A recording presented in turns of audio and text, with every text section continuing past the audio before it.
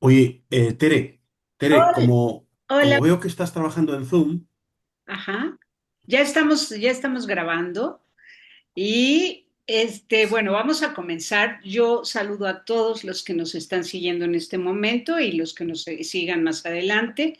Estoy con Humberto Pérez Tomé. Él es director del sello Secotia de Almuzara Libros, una editorial española, y Juan Carlos Monedero, que es abogado, ¿verdad? Abogado, pero escribe, ¿no? Filósofo. No, no, no, licenciado en filosofía.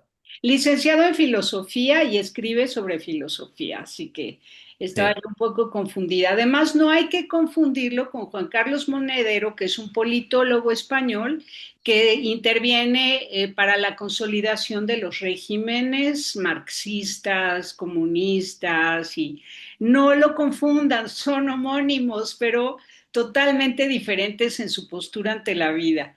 Juan Carlos Monedero pues, es homónimos y antagónicos al y tiempo. antagónicos, exactamente. Pero es muy interesante ver cómo en España han publicado ya un libro de Juan Carlos Monedero, el argentino, filósofo argentino, y bueno, con este afán de consolidar la noción hispanoamericana, la identidad hispanoamericana, que sepamos todos que tenemos pues una mezcla de culturas donde también cabe y de manera muy, muy fuerte toda la cultura española que pues forma parte de nosotros, de nuestra idiosincrasia en toda América Latina. Entonces, yo quisiera primero comenzar con el libro Humberto Pérez Tomé, que has estado rescatando autores de América Latina que buscan Sí. esa consolidación de la cultura hispanoamericana en esta parte del mundo y los compartes en España a través de Secotia. Cuéntanos. Sí, la verdad es que tanto autores españoles como autores en América, al final estamos, digamos, comulgando una misma, vamos a llamar, cultura que nos da muchísimos puntos en común, que es una cultura católica, no tiene por qué ser específicamente religiosa, pero es una cultura católica que nos aúna a todos entre otras muchísimas cosas, ¿no? Y en esta cultura, pues yo me encuentro con autores como por ejemplo con Juan Carlos, como por ejemplo Agustín Laje, como por ejemplo ¿cómo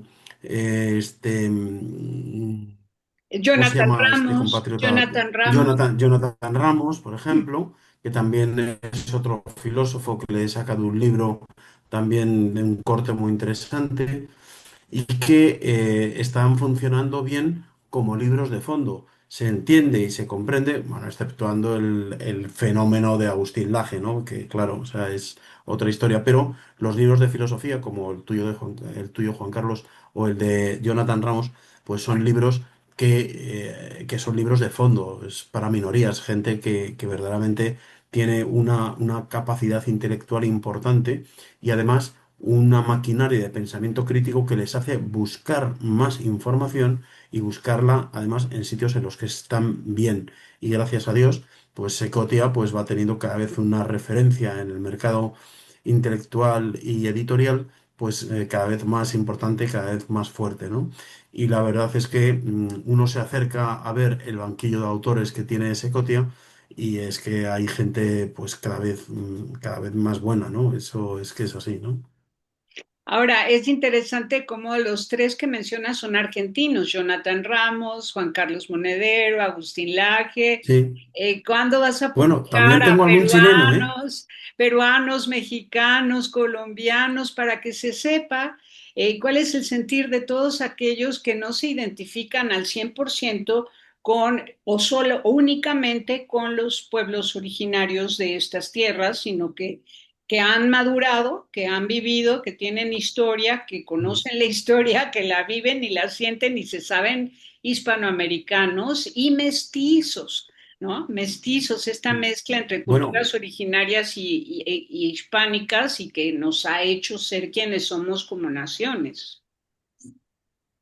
te diré que tengo también dos autores chilenos, una de ellas además recientemente publicada, Vanessa Kaiser, que es hermano de Axel Kaiser. Es un libro potentísimo también sobre, bueno, el título del libro, perdonad que lo busque porque es que tengo tantas cosas entre libros y demás que es que me vuelvo bastante loco, ¿no? Pero es en defensa, digamos, de la vida, ¿no? O sea, ¿por qué el progresismo eh, trata de buscar siempre las soluciones en la muerte, en la cultura de la muerte?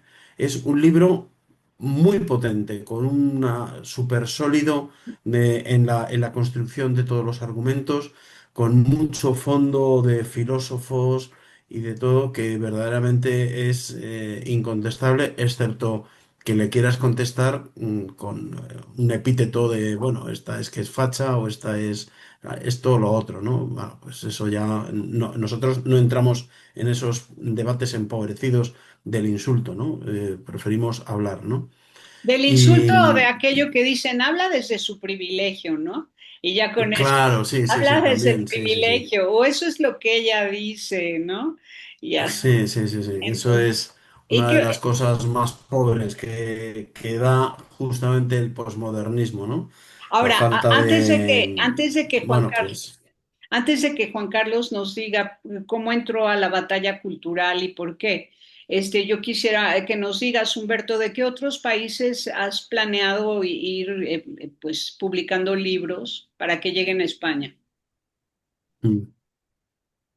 Bueno, pues mira, estoy trabajando ahora mismo, bueno, de hecho tengo ya firmado también un contrato con César Pérez, Pérez Vegara. Este es un peruano español, vive aquí en España, pero es un peruano y ha venido relativamente hace poco a España. Este es un hispanista, y estamos trabajando, pues por ejemplo, un tema que me parece pues muy bonito porque es precisamente habla de lo que España, desde el Imperio de España, era la salvación de todos los esclavos negros cuando huían de la esclavitud anglosajona, cómo llegaban a la Florida o cómo llegaban a otros puntos de Texas y cómo eran cogidos, recogidos y convertidos en ciudadanos españoles para poder ser libres desde el minuto cero, ¿no? Es un libro precioso que aquí, bueno, esta es una realidad histórica y que la defendemos también, ¿no? Un libro que está muy bonito. Y de México, pues no te creas, Tere, de México, como Almuzara ha puesto ya una sede en México, a mí me llegan muy pocos porque se quedan ellos con el autor local, por decirlo así, ¿no? El autor mexicano. Pero bueno, no dejamos de investigar y de aprovechar, ¿no? Bueno, yo tengo una persona de México para recomendar. Hay un excelente licenciado y magíster en filosofía, se llama Miguel Ángel González, es un hombre brillante, que quizás te puedo hacer el trámite. Aprovecho para agradecerles porque estamos hablando de mucha gente, pero no estamos hablando del libro. No, sí, Y vamos a hablar. sí, sí, y quería Vamos a ello. agradecerle. Sí, vamos. Primero agradecerle a Teresa. Teresa, desde México habíamos hablado varias veces en torno a lo que pasó de distintos ideologías políticas, culturales, y de repente surgió la cuestión de el vínculo con Secotia. Así que Teresa, nuevamente gracias por ese vínculo. Luego hablamos Encantada. con Humberto, gracias, gracias. Luego hablamos con Humberto de manera muy directa, muy profesional, muy concreta, y logramos editar este libro que se llama Neodarwinismo y Evolucionismo Cristiano, Fisuras e Incongruencias, que lo editamos el año pasado, más o menos entre marzo y abril 2005, 2025, perdón, y que tiene prólogo del doctor Juan Manuel Torres, otro argentino, también doctor en filosofía. Yo no soy doctor en filosofía, pero por ahí el tema de mis intereses por abogacía podía ser porque a mí me hice 2 años, por ahí venía tu comentario. A mí abogacía me encanta, me parece ojalá pueda retomar esa carrera. Básicamente lo que planteamos aquí en el marco de la defensa de nuestra cosmovisión católica, hispano, no hispano, o sea, somos hispano-católicos, ¿sí? Y por eso estamos hay una Mm, hispanofiliación, ¿sí? La madre patria que defendemos tanto. Y dentro de ese marco del occidente cristiano, occidental cristiano, España fue el corazón, una pieza fundamental. Y en ese sentido, el mensaje de la creación y los cuestionamientos que recibió por parte de la ideología neodarwinista fueron muy contundentes e hicieron y lograron una gran prédica.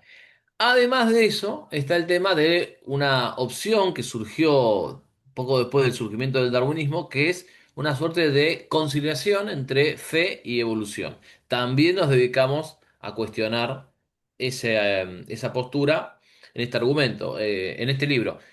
Por ejemplo, autores como el padre Guillermo Cambiaso o el padre Rafael Pascual, que son sacerdotes que defienden la idea del evolucionismo cristiano. Bien, nosotros, o Mariano Artigas, ¿sí? Tomamos esos argumentos, los citamos, los explicamos y luego les damos una réplica, ¿sí? El darwinismo ha sido, y con esto dejo la palabra para que ustedes comenten, ha sido una parte fundamental que ha trabajado asociado con el capitalismo liberal.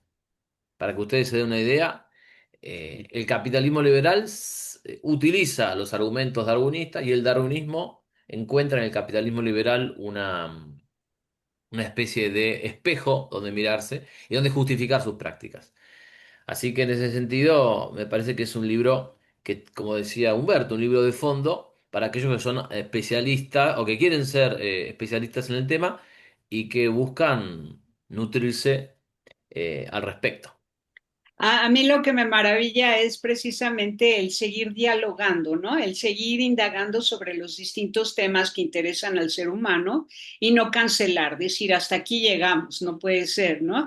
Acaban de publicar en la NASA una mm. imagen de la Tierra, del planeta Tierra, donde se ven pues deformidades, no es completamente esférica, perfectamente esférica, sino que hay zonas que están más abultadas, otras más humidas, entonces totalmente redonda no es. Y eso es importante, que sigamos indagando sobre las cosas, todas las cosas que nos interesan, y sobre todo en tiempos de transhumanismo o posthumanismo, donde la tecnología va a invadir el cuerpo humano, incluso la mente, o que pretende la inmortalidad del cuerpo, Oh. insertando pues una especie de materiales robóticos que hagan funcionar al cuerpo, aunque sea de edad avanzada.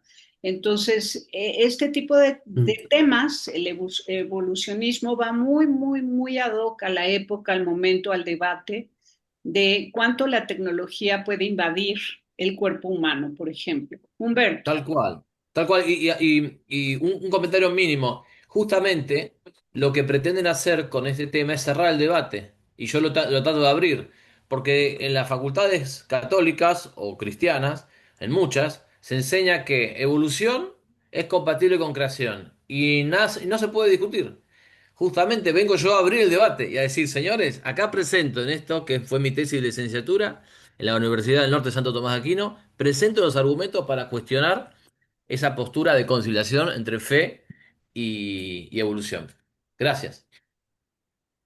Humberto. Bueno, yo creo que esto es uno de estos debates que muchos se empeñan en convertirlos en eternos para no llegar nunca a a ninguna clarificación, ¿eh? Porque yo estoy convencido de que esto es como el otro debate de sobre fe y razón. Bueno, fe y razón, que viene Santo Tomás de Aquino a poner un poco los pilares sobre que la fe es absolutamente razonable y que podemos llegar a creer en Dios a través de la razón. Aquí ocurre un poco lo mismo. Nos encontramos con que o evolución o creación. De tal manera que los evolucionistas tratan de despreciar, tratan de ridiculizar el concepto creacionista, es decir, que haya un Dios que ha creado, independientemente de cómo hayan sido sus formas, porque ahí no tenemos ni por qué entrar. O sea, Dios es el creador y Él lo hace como quiere, cuando quiere y donde quiere. O sea, es que puede hacerlo y lo hizo, ¿no? O sea, es así de claro, ¿no? El asunto es que cuando no estás dispuesto a creer en en un ser superior que todo lo regula y que todo lo estabiliza y lo equilibra y lo pones, entonces no me queda más remedio que ir a pensar que el hombre no somos más que un mono evolucionado, ¿no? Que es la pobreza más absoluta del pensamiento, al fin y al cabo, es reducirnos a nada, a reducirnos a una criatura que está por debajo del propio ser humano, ¿no? Entonces, a mí son de estos debates que realmente solo sirven para encender hogueras compartidas con gente que la mayoría de las veces no está preparada, que su nivel intelectual es nada más de leer titulares en los periódicos o conversaciones o diálogos de algunas películas, y eso ya les da, se cree en ellos, suficiente doctorado como para poderte discutir a ti, Juan Carlos, una cosa, lo que sea del libro. Y desde luego a cerrarse en banda en su razón, porque si algo tiene que ver el posmodernismo con que nos toca vivir, es precisamente el atrincheramiento de las ideas, precisamente por la falta de ideas. Es la manera de considerarnos que estamos seguros de lo que decimos, es atrincherándonos en la idea y no dejando que haya que haya una pequeña brecha que entre y me desestabilice mi pensamiento. Con respecto al tema que comentabas, Tere, que tiene mucho que ver con este libro, porque es precisamente ese neodarwinismo que nos lleva precisamente al transhumanismo, nosotros hemos publicado este año un libro precisamente de un mexicano, o sea, que se llama Carlos Javier Alonso, un libro que se llama El futuro de la especie humana. Es un libro que trata desde el punto de vista filosófico, pero al mismo tiempo desde la materialidad de la realidad que se está viviendo, todo este tema. Y es, lógicamente, dice, bueno, es que hay un transhumanismo bueno, hay un transhumanismo que a un sordo le ayuda a oír y es un transhumanismo bueno. Otra cosa es cuando cruzamos la línea roja del transhumanismo que pretende sustituir a la creación del propio ser humano. Implementar la inteligencia, asumir lo que sea con menos esfuerzo, tal. O sea, hay una serie de temas morales muy importantes que irrumpen en la sociedad sin que la sociedad no tenga ni idea y se quede nada más en lo que ven. Y lo que ven, pues parece, no sé si bonito, pero parece como maravilloso, ¿no? Estamos cerca de ser cada día, estamos cada día más cerca de ser un héroe de Marvel, ¿no? Gracias a esto. Y claro, eso al final engaña a todo el mundo. Yo es lo que creo que está sucediendo con este tema, Claro, porque además eso no nos lleva a la felicidad. Y la filosofía, de algún en modo, absoluto. también podríamos decir que es una búsqueda de la felicidad. Así que tenemos que seguir filosofando sobre los distintos temas, porque buscar la sabiduría, Mm. amar la sabiduría es estar deseando la felicidad y no perderla de vista, pero la verdadera felicidad. Entonces, por eso un alto en el camino para poder revisar de qué estamos hablando, qué estamos pensando, hacia dónde nos estamos dirigiendo y seguir dialogando, despertar conciencias. Ahora, a propósito de despertar conciencias, Juan Carlos Monedero, este tema de incorporarte a la batalla cultural, de sumar y rescatar el pensamiento hispanoamericano que es católico, que no se pierda de vista la importancia de la fe y la vida espiritual. ¿Cómo entras a todo esto? Bueno, gracias por la pregunta. Primero, que el término batalla cultural siempre es un término, como todo, que tiene un significado o que cada uno carga el significado con la munición que quiere cargarla, ¿no? En principio, cultura viene de culto. Entonces, cuando nosotros hablamos de una batalla cultural, estamos hablando de algo que ocurre en este mundo, en términos políticos, en términos de instituciones, en términos de pensamiento, pero que tendremos que tener cuidado de no cortarlo eso con lo trascendente, ¿sí? Con la religión, con Dios, justamente porque es el fundamento. La Mm. cultura no nace autónoma o secular. La cultura es de alguna manera, una consecuencia, ¿sí? Que luego cobra, ¿sí? Una diferenciación, pero una consecuencia del culto, ¿sí? Cultura viene de culto. Así que ya desde lo etimológico tenemos un vínculo con lo sobrenatural muy importante. Y por otro lado, ¿cómo entro yo? Espero no faltar a la modestia, pero de alguna manera, cuando yo entré ni siquiera se llamaba batalla cultural. Es decir, mi primer artículo lo escribí a los 23 años, ¿sí? Y lo empecé a divulgar con los medios que tenía. Y digamos, en ese momento, lo que yo procuraba era simplemente contarle algo a la gente, decir la verdad en el medio había una manipulación de tal tema, y lo que yo dije fue ir a decir la verdad, ¿sí? Y procuré usar todos los medios a mi alcance para difundirlo, con argumentos, con explicaciones, etcétera, ¿sí? Entonces de esa manera entro. Ahora, luego, claro, hubo temas que me metieron más, ¿sí? Por ejemplo, la defensa de la vida humana desde la concepción, la defensa de del catolicismo, la defensa de la patria argentina frente a poderes extranjeros. Claro, hay temas que nos meten más. Y hay otros libros además de este. Por ejemplo, mi primer libro tuvo lugar en 2016-2015 y se llamó Lenguaje, Ideología y Poder. Y ahí analicé todo lo que el periodismo hacía, las palabras utilizadas por el periodismo y cómo iban cargándole de un significado para confundir a la gente, y utilizaban cierto lenguaje para empujar a la gente en cierta dirección sin que la gente se diera cuenta. ¿Sí? Bien. Después también nos ocupamos del tema de la cuarentena, con todo la conmoción política que hubo y social. En fin, hay temas que te dinamizan, hay temas que a uno lo meten más. Y ahora estoy preparando también otras cositas. Veremos cuándo se estarán dando, ¿no? Veremos, veremos. Sí, vamos a hablar de tu curso de introducción a la filosofía. Y esto es importante porque, como han escuchado, lo que se está publicando ahora son temas importantes, necesarios, y el nivel de comunicación se eleva, el nivel de complejidad para abordar los temas, distintos temas de interés humano, está aumentando. El nivel de complejidad, ya el reto es mayor. No podemos conformarnos con palabras simples, hay que tener un lenguaje y un vocabulario más amplio, hay que saber de qué están hablando quienes se preocupan por el devenir de la historia humana en este mundo. Secotia nos está obsequiando unas publicaciones excelentes, valiosísimas.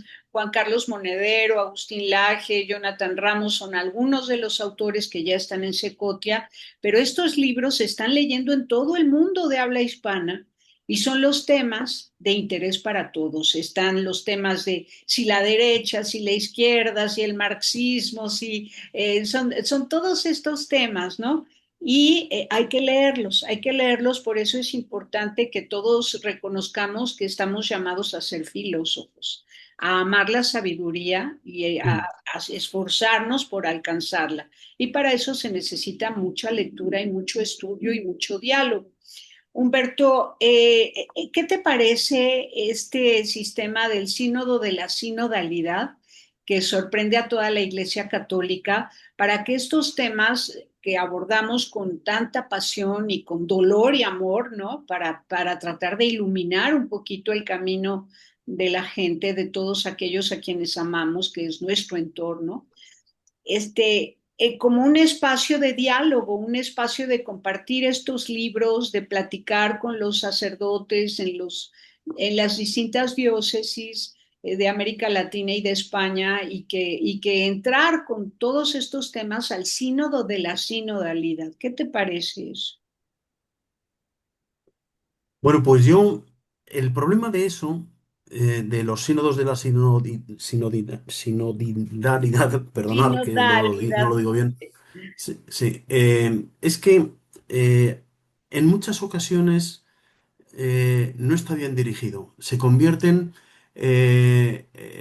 quizás por no parecer el sacerdote o el que dirija ese sínodo parroquial, para no parecer demasiado autoritario o lo demás, me da la sensación de que se terminan democratizando muchas cosas que son teología o muchas cosas que son, ¿qué te diría yo? Cosas del propio catecismo, con la excusa de vamos a hablar de esto porque hay que hablar, por ejemplo, de la homosexualidad, por ejemplo, por poner un tema muy escabroso, ¿no? Por decirlo así. Entonces, nadie, vamos, nadie, no lo sé, ¿no? Pero me da a mí la sensación de que en muchos de estos pequeños sínodos parroquiales, nadie va y coge el catecismo de la Iglesia Católica para ver qué es lo que dice el catecismo de la Iglesia Católica sobre la homosexualidad, sino que la mayoría de la gente se limita a dar opiniones que parten del sentimiento, es decir, de yo cómo siento o cuál es la emoción que me genera a mí que una persona sea o no homosexual. Y claro, es que las emociones son siempre subjetivas. Ese es el gran problema, que cuando no nos sujetamos a hechos concretos, entonces al final todo vale. Y si todo vale, nada vale, porque todo tiene el mismo rango. Entonces, para mí, yo creo que, en mi opinión, que nunca mejor dicho, doctores tiene la Iglesia, pero en mi opinión, creo que es un experimento el que se está haciendo con este tema que no está ayudando.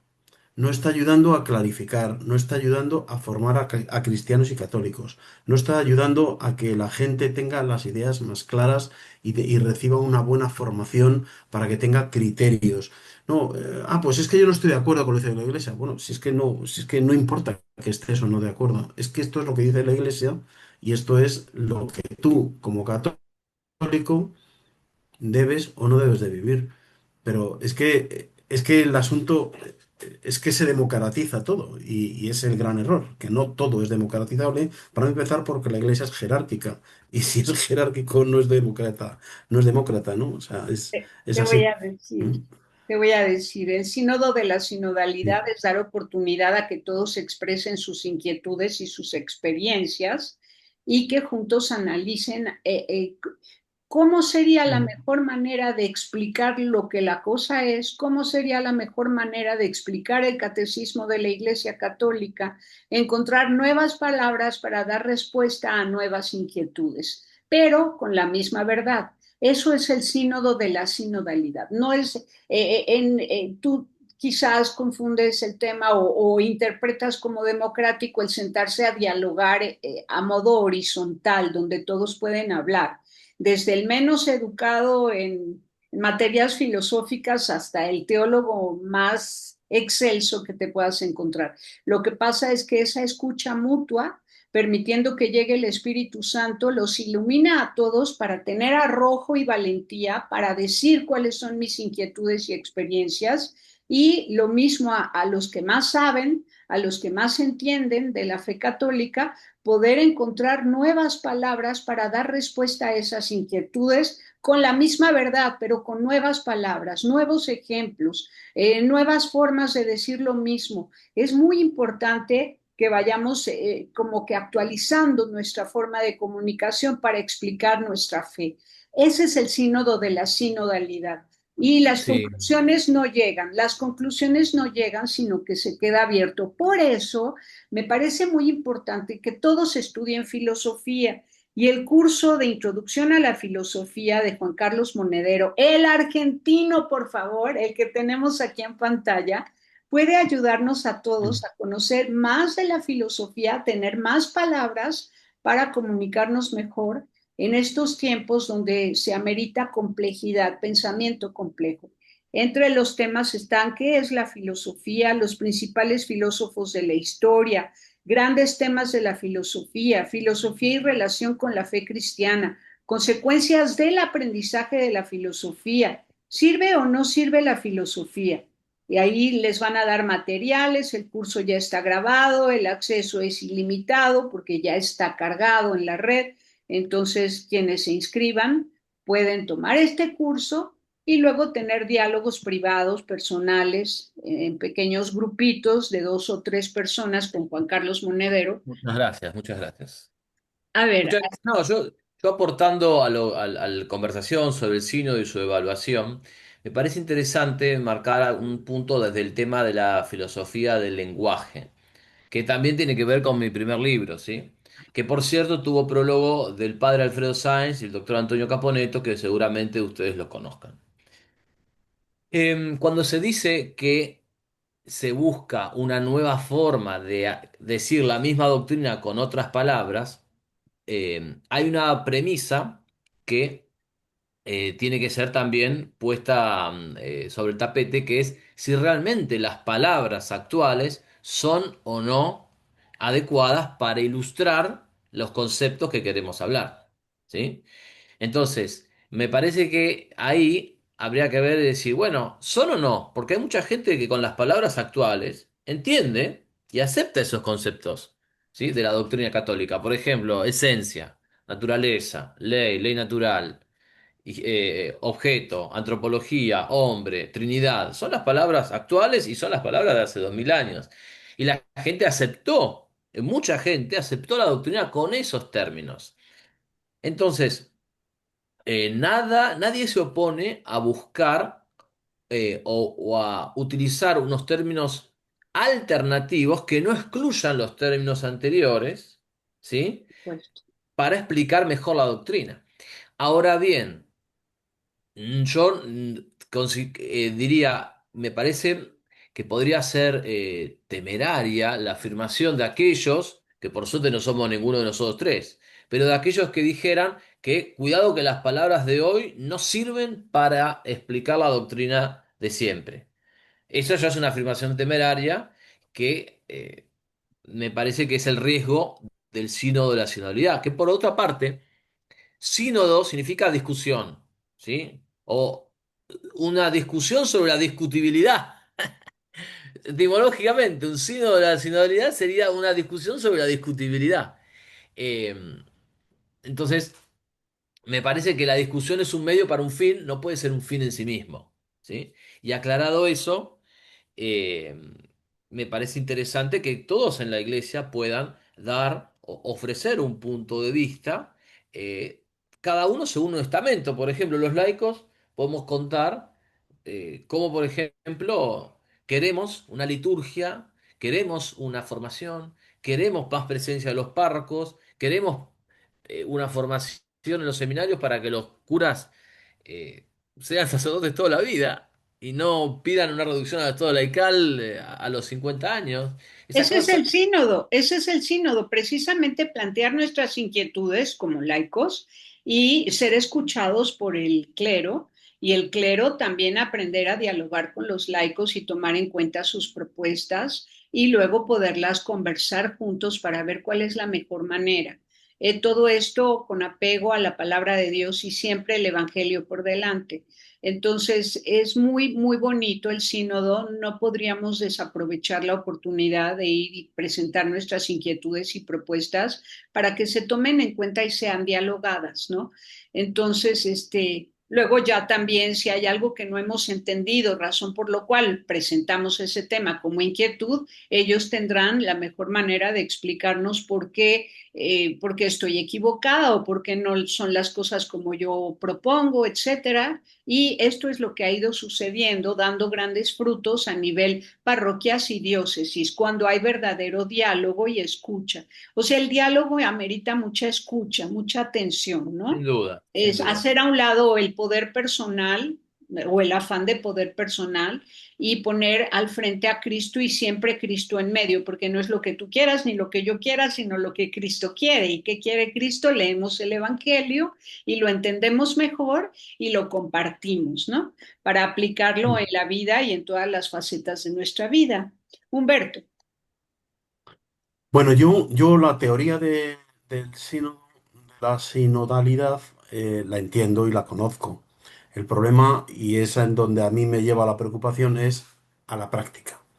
Y en la práctica hay varias cosas. El primer tema de ellos es que ese teólogo, ese buen cristiano que es un cristiano más de a pie de la calle, el sacerdote mayor o el sacerdote joven o la señora que es catequista en su parroquia, todos tienen el mismo rango de importancia en lo que está diciendo.